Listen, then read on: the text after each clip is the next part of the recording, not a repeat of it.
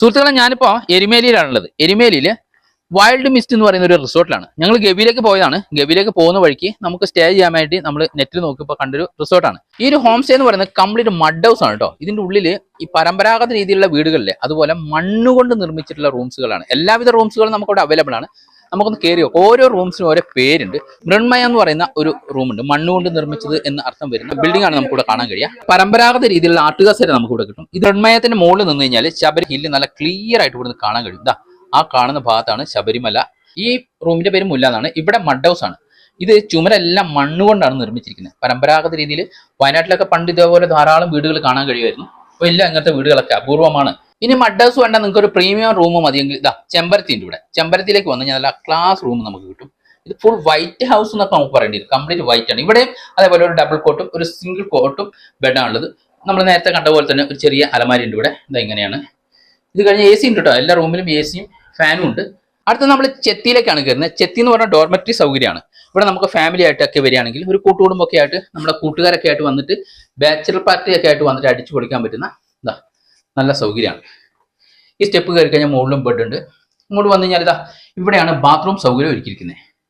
അത് കഴിഞ്ഞാൽ നമ്മൾ അടുത്ത കോട്ടേജിലേക്ക് വരികയാണ്. ഇവിടെയാണ് നമുക്ക് താമസിക്കാനുള്ള സൗകര്യം ഒരുക്കിയിരിക്കുന്നത്. ഇതാ ഇവിടെ 2 ഡബിൾ കോട്ട് ബെഡാണുള്ളത്.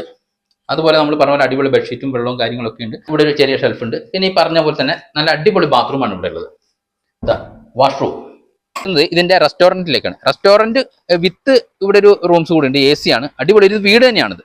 ഇതിന്റെ ജാലകമൊക്കെ കണ്ടോ, നല്ല നമ്മുടെ കാളവണ്ടിയുടെ ചക്രം തന്നെയാണ്. അങ്ങനെയാണ് ചെയ്തിരിക്കുന്നത്. ഇതൊക്കെ നല്ല രസകരമായിട്ട് തന്നെയാണ് ചെയ്തിരിക്കുന്നത്. അത് കഴിഞ്ഞ് നമ്മൾ റെസ്റ്റോറൻറ്റിലേക്കാണ് പോകുന്നത്. റെസ്റ്റോറൻറ്റിൻ്റെ ഉപരി ഇവിടെ ഒരുപാട് ഒരു വീട് തന്നെയാണ്. ഇവിടെയും കുറേ റൂമുകളുണ്ട്. ഇവിടെ നിന്ന് A C non A C ഒക്കെ ഉണ്ട്. അപ്പോൾ ഇവിടെ ആളുണ്ട്. നമ്മൾ പറഞ്ഞില്ല, മലേഷ്യ എന്ന് പറഞ്ഞ് വന്ന കുറച്ച് സ്വാമിമാർ ഇവിടെ താമസിക്കുന്നുണ്ട്. അതുകൊണ്ട് നമുക്ക് റൂമിൻ്റെ ഉള്ളിലേക്ക് ഒന്ന് കയറി എടുക്കാൻ പറ്റില്ല. രാത്രി ആയപ്പോഴത്തേക്കും ഒരുപാട് ആളുകളാണ് ഈ ഹോം സ്റ്റേയിലേക്ക് എത്തിയിരിക്കുന്നത് കേട്ടോ. ലൈറ്റ് ഒക്കെ ഇട്ട് വേറൊരു ആംബിയൻസ് ആണ്. നമുക്ക് പറഞ്ഞറിയിക്കാൻ കഴിയില്ല. നമ്മൾ പകൽ കണ്ട ആ ഒരു ഹോം സ്റ്റേ അല്ല, ഒരു ട്രഡീഷണൽ വില്ലേജ് തന്നെയായി മാറിയിരിക്കുകയാണ് രാത്രി ആയപ്പോഴത്തേക്കും ഈ ഒരു ഹോം സ്റ്റേ. ഇതുണ്ടോ എന്താ സ്റ്റൈല് നോക്ക്. അപ്പൊ എങ്ങനെയുണ്ട് നമ്മുടെ ഈ വൈൽഡ് മിസ്റ്റ്?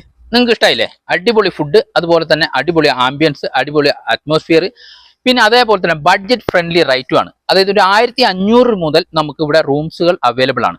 അപ്പൊ നിങ്ങൾ ഗവി കാണാൻ വരുന്നവരാണെങ്കിൽ, ശബരിമലയ്ക്ക് വരുന്നവരാണെങ്കിൽ, അതുപോലെ ഈ പ്രദേശങ്ങളിലേക്കൊക്കെ നിങ്ങൾ ടൂറായിട്ടോ ഒക്കെ വരുന്നവരാണെങ്കിൽ നിങ്ങൾക്ക് ധൈര്യമായിട്ട് കണ്ണും പൂട്ടിയെടുക്കാവുന്ന റൂംസുകളാണ് ഇവിടെ. അത് മാത്രമല്ല, ഇവിടെ നമ്മൾ റൂം എടുക്കുകയാണെങ്കിൽ ഗവിയിലേക്ക് പോകുന്ന പാസും ഈ ഒരു ഹോം സ്റ്റേ അറേഞ്ച് ചെയ്ത് തരും എന്നുള്ളതാണ്.